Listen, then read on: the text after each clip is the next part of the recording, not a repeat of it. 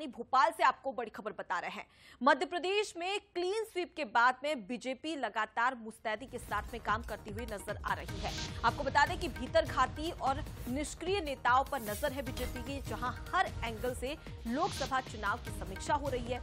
हर विधानसभा और बूथ पर हार जीत की समीक्षा की जा रही है। वहीं कमजोर परफॉर्मेंस को लेकर भी रिपोर्ट इस बैठक में मांगी गई है। आपको बता दें कि राष्ट्रीय सह संगठन महामंत्री शिव प्रकाश भी इस बैठक में मौजूद रहे, जहां प्रदेश अध्यक्ष वीडी शर्मा और महामंत्री हितानंद शर्मा ने ये बैठक ली है। देखिए, प्रदेश अध्यक्ष वीडी शर्मा और महामंत्री हितानंद शर्मा के निर्देश पर यह बड़ी बैठक, जहां पर इस बैठक में लोकसभा चुनाव में भले ही बीजेपी ने मध्य प्रदेश में 29 की 29 लोकसभा सीटों पर जीत हासिल की, लेकिन कई ऐसे विधानसभा क्षेत्र और बूथ थे जहां पर कमजोर परफॉर्मेंस बीजेपी का देखने को मिला है। और इसी हार और जीत को लेकर ये बड़ी बैठक रखी गई, जहां आगे रणनीति भी बनाई जाएगी ताकि इस प्रकार की स्थिति आगे के चुनाव में देखने को ना मिले। और उसके साथ ही इन 29 लोकसभा सीटों में जिस प्रकार से कई ऐसे दिग्गज नेता थे जिन्होंने बखूबी काम भी किया, लेकिन भीतर घात की स्थिति भी देखने को मिली थी, वो स्थिति ना देखने को मिले, उसे पूरी तरीके से निष्क्रिय किया जा सके, उसको लेकर इस बैठक में समीक्षा की गई है।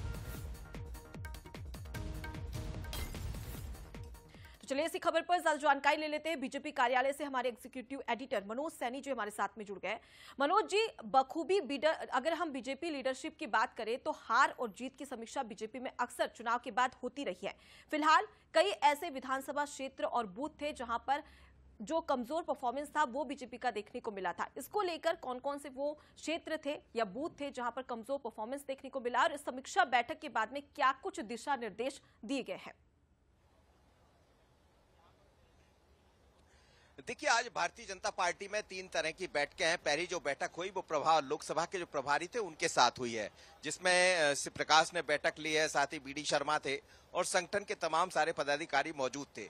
लेकिन बैठक में जब चर्चा हुई तो यही जाना कि आखिर कैसे जिन क्षेत्रों में बेहतर परफॉर्मेंस रहा उस पर भी चर्चा हुई, और जहां जो बूथ कमजोर पाए गए हैं या ये कहा जाए जिन विधानसभा क्षेत्रों में हार हुई है या जिन विधानसभा क्षेत्रों में एक अच्छी उम्मीदें की जा रही थी वहां वो नहीं मिल पाया।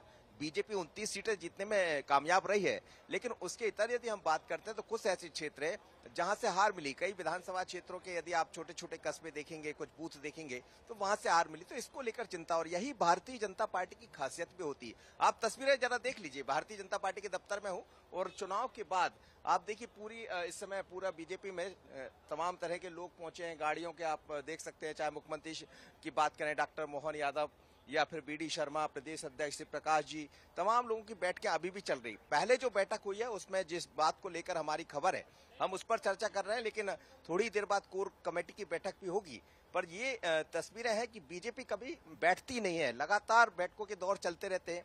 विधानसभा के चुनाव हुए, लोकसभा जीत ली, 29 की 29 सीट है, लेकिन आगामी दिनों में कमजोरी कहां आ रही है, किस बात को लेकर कमजोरी दिखाई देती है, तो अब उस पर चर्चा चल रही। और आज जब बैठक हुई तो बैठक में यही कहा गया कि कहां कौन सी कमजोरियां पाई गई, किस बूथ पर कितने कमजोर हुए, तो आखिर ये क्यों हुआ, इसके पीछे जिम्मेदार कौन है। तो आने वाले समय में परफॉर्मेंस के आधार पर कुछ बड़े परिवर्तन भी देखने को मिलेंगे मध्य प्रदेश के भीतर, संगठन के भीतर, या सत्ता में जो लोग बैठे हैं, जिन विधायकों के क्षेत्र में भारतीय जनता पार्टी को उतना अच्छा परफॉर्मेंस नहीं रहा है, तो उसके आधार पर कार्रवाई भी होगी। और ये भी हो सकता है कि कुछ लोगों के पत्ते भी कटे। तो आज की बैठक बहुत महत्वपूर्ण है और ये बैठक प्रभारियों की थी। इसके बाद अभी क्लस्टर के प्रभारियों के साथ बैठक चल रही है और थोड़ी ही देर बाद कोर कमेटी की बैठक होगी। कोर कमेटी में 17 लोग हैं, जिसमें चाहे कैबिनेट मंत्रियों, केंद्रीय मंत्रियों की बात करें, शिवराज जी भी यहाँ पहुंचने वाले हैं और खुद मुख्यमंत्री डॉक्टर मोहन यादव है, शिव प्रकाश जी हैं, बीडी शर्मा है, तो ये लोग शामिल हो रहे हैं। लेकिन आगामी 2028 और 29 की तैयारियां एक तरह से कहा जाए तो शुरू कर दी भारतीय जनता पार्टी ने, यानी एक चुनाव जीता और दूसरे की तैयारियां शुरू। इस बीच में उपचुनाव भी होना है, चाहे मरवाड़े की बात करें या बुधनी की। जी, तो बिल्कुल मनोज जी, समझा जा सकता है कि आगे भी इसी प्रकार का बैठकों का सिलसिला जारी रहेगा। फिलहाल के लिए बहुत शुक्रिया तमाम जानकारी हम तक पहुंचाने के लिए।